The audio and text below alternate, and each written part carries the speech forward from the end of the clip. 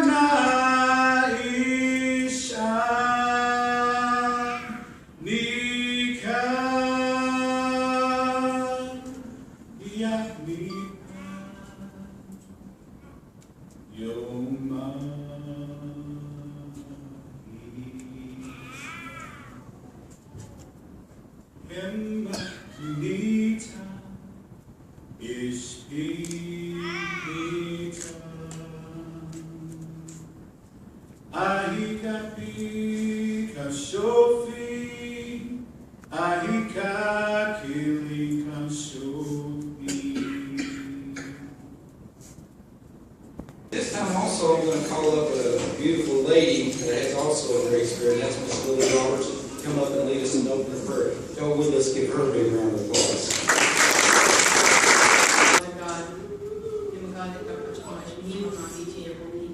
Thank you for this beautiful day you've given to us.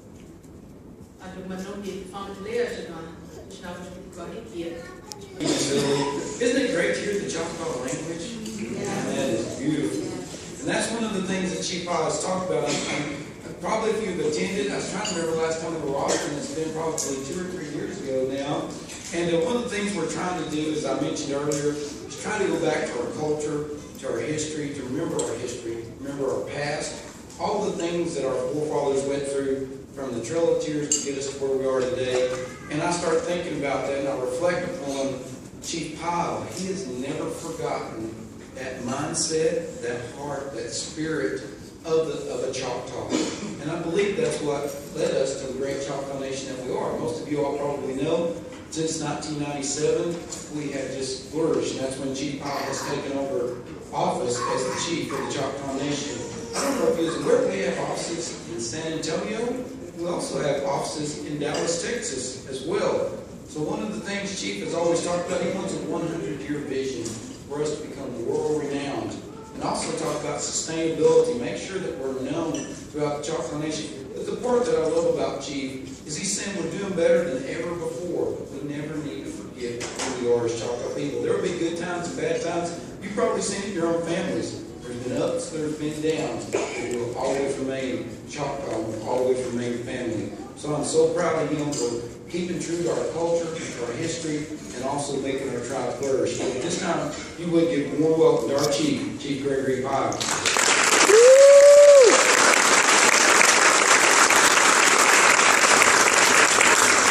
Gary, I appreciate that. He had to say something nice about me because he works for me. He said, just you know, we get along.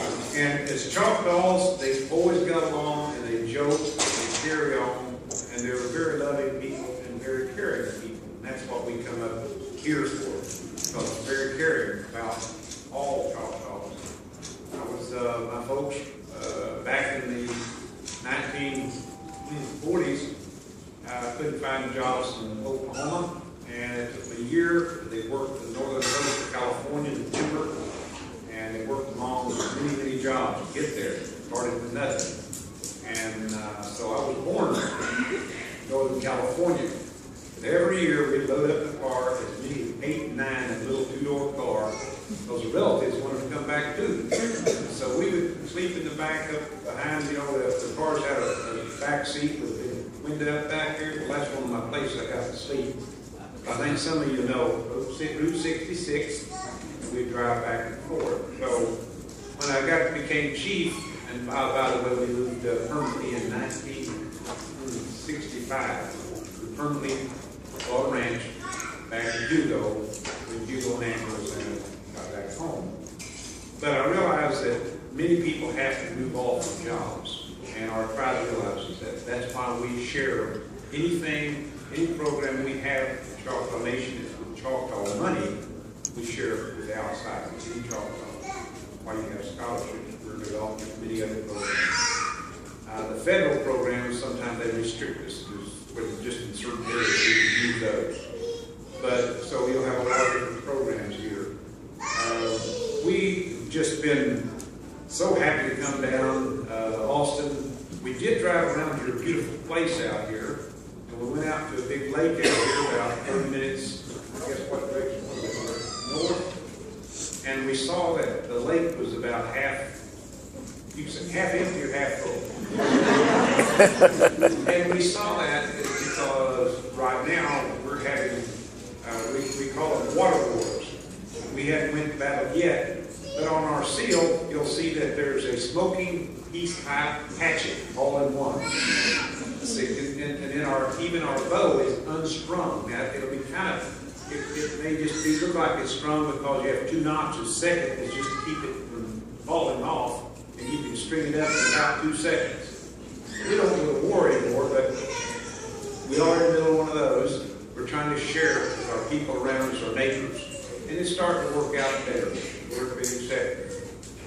You know, some of the things that we do up here, and I see you're doing here, you learn about heritage, and hopefully some of you got here earlier and were hearing about that, some of the things that we have to offer, and culture. And you know, one of the things we believe in is called Going Green today. Well, the American Indian people and our Choctaws knew about that for centuries and centuries. And that's what we've always did, try to take care of Mother Earth. Well, I appreciate that. We started a program about 5-6 years ago, and here's how it started. It wasn't one of Greg Pilot's innovations. We started with plenty of programs and our staff and all. So we went to our staff and said, what do you think is the number one thing we still need to do? And the staff had said, go green. We need to recycle.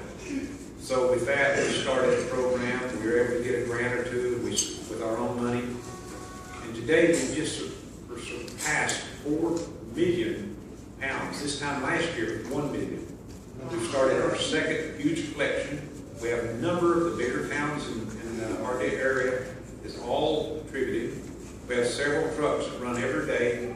So 4 million pounds that would have went on the side of the road or in the garbage being recycled. Now that's just getting started. That's what you can do. And I am so proud of the staff that work there, because they're the ones. They have walked, walking down the highways and picked it up. And picked up in our offices, we have Going Green with a plastic recycle. So a plastic bottle, I think they said it's somewhere around 100 years. Before that, will go get back to the earth. So every time one's on the road, it takes around 100 years and it'll build up. Thinking how many billion every year is gone on the side of the road. Now, in foreign countries, I get to go. I've been down to Mexico and I've been to the Nicaraguan places, 3 and 4 foot deep. Unfortunately, they have no other place to put it together. But here in America, we've got to watch the weather. So I want to let you know that we really believe in what we say. You know, one of the things I was so proud of is when we had a team. We were talking about our heritage and culture just a second ago. One of the things that we had this year, Labor Day, is something in modern day history we never did.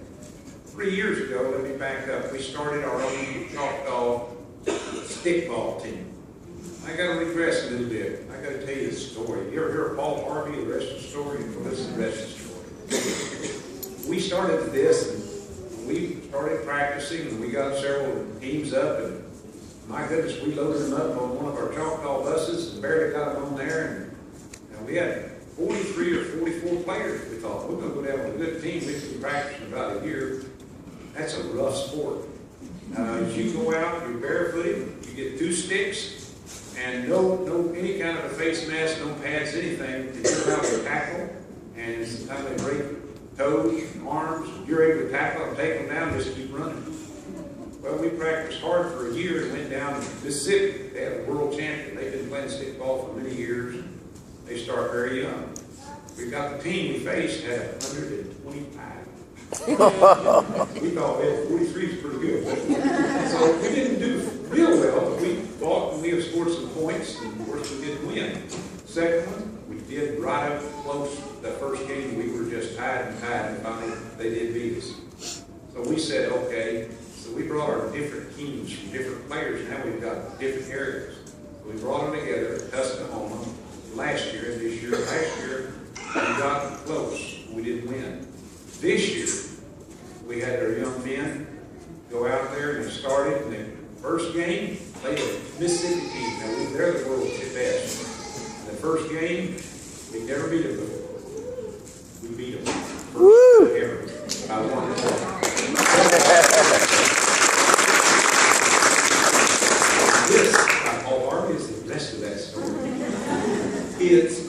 We beat them for the first time and we were just ecstatic.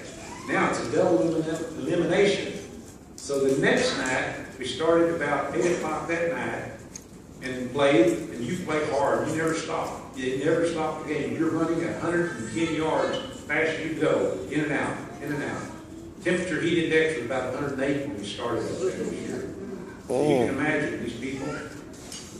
So we're running there and back and forth, and guess what? They beat us. So now we're 1-1, double elimination. So we get one more game. So by then, the time we got through with it, it was nearly midnight. So we had to play again. So we get out there exhausted. They had more players on the team, but we're game, as they call it, and we started playing. And our Choctaw ran. And a young man come off the field, and he was tall, and he was fast, and he was tough. But by then, he had some bruises, cuts. And I watched him there, and I don't mean to be too crass, but he had 8 stitches. And he didn't have time to let him shoot something in there. He said, just give me some staples. They stapled him in his head, in. And he got up about a second later, and he took off running. I thought, that's one tough guy. That's what stickball is all about. We played on for 2 hours and tied it up. We went on and on.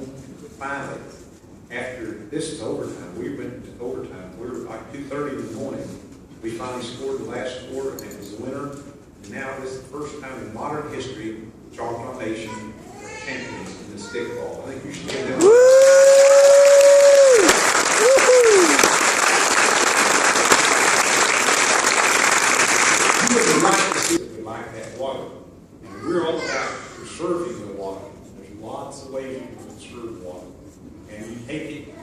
Not some of the people that want to take ours, take it in July and August, when it's the dries. And when we have March, April, and May, we can get anywhere from 5 to 6, 7 inches a month, each month. We want them to take it in. I think we're getting headway. So we're getting better and better, just like down here. We learn from our neighbors. We're so proud to come down here, and I just can't say enough. We've met a number of people here. We're still certainly in this day, and I think the economy's pretty bad. The government, we had to take a 7% reduction this year. We're going to take another 7% probably on top of that. We learned to get real lean. If we have a meeting, we used to have 3 people drive hundreds of miles to go to a meeting. We allow one person to go. They take good notes. It's 1/3 of the cost. So we're running lots of those. The tribe itself is going to make about the same or a little bit more than last year. We're buying other businesses out of state in Oklahoma. But south of Oklahoma, there's so many things you can do there, very rural. So we're actually, Gary's talked about having offices down here in San Antonio. We've had up to 2,000 employees worldwide for the federal government. We're purchasing and just, we got that moving. We're not completely looking at large businesses in Florida. Why are we going off there? The amount of Choctaws now is 200,000. A few years ago when we came in, it was 40 or 50,000. And so what we did is just the scholarships alone is probably $8 or $9 million a year before we do anything. There's no payback. Every Choctaw who wants to go to school anywhere in the United States is eligible for that. Career development, I think it's running about the same. It's about $15 million a year for the Choctaw Nation itself. It goes on and on, those programs. So we have to have as more programs. We don't want to turn anybody down. So you'll see us working in many other states where there's opportunity to make money. And all the money goes back to the Choctaws nationwide. So, Gary Batten, let me tell you what he did. He came down and in this little while he got good grief. Put him over the housing authority. It's the second largest housing authority in the nation, the Choctaw Nation. Within a couple of years, he was assistant director. And after a number of years, when I became chief, had one assistant chief, and then later on we became assistant chiefs about 8 years ago. We knew we had somebody that we could trust because he already wanted to go up and run the health business. He loved health, but about Palahina. We took our own hospital. So I'd already, when we first came chief, that was the first thing we did, build ourselves our own hospital with our own money.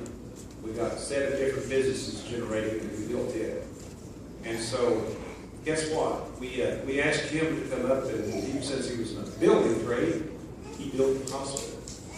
And I can start telling you how it's built, that it's best built in America. Talked him into running the hospital, because then he said he had first rate as a health business. So our goal was to run the best rural health care in the United States, any care, and that's what we're trying to prove today. Diabetes, we've got some of the best in America. We have big problems there with diabetes in the population. So he's ran that. And so he was more than qualified to be our assistant chief. So we're proud of Gary today. So give him a round of applause.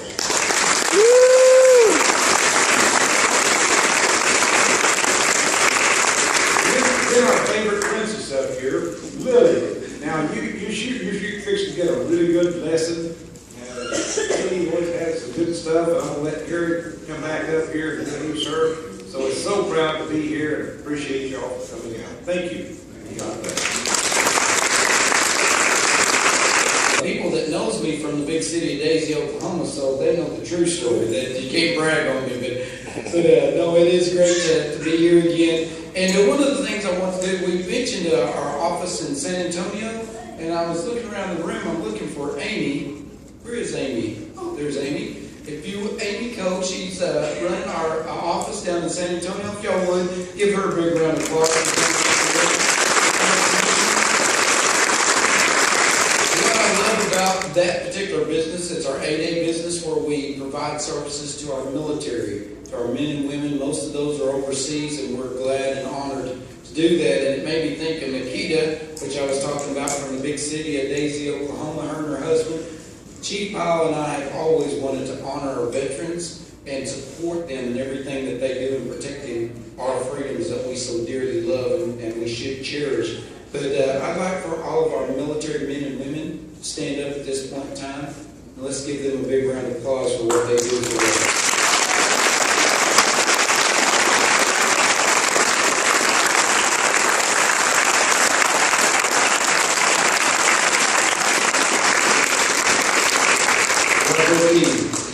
Well, at this time, as Chief was saying, I know you heard the language earlier as Lily gave us the prayer, but get ready. You're getting ready to have your first Choctaw lesson. And so, Lily, you think you're up to the task tonight?